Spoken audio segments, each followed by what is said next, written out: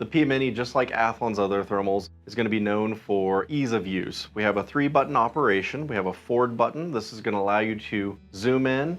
If you hold it down, it's going to cycle through those different magnifications.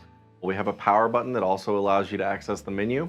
And then we have this rear button. The rear button with a press is going to take a photo, long hold it, and that's going to take a video.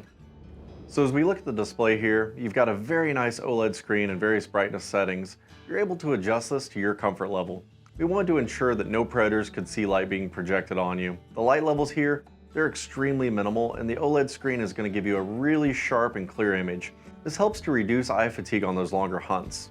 Instead of having this pressed against one eye, you're going to be able to use both eyes and hold it out in front of you and capture those heat signatures out to 550 yards.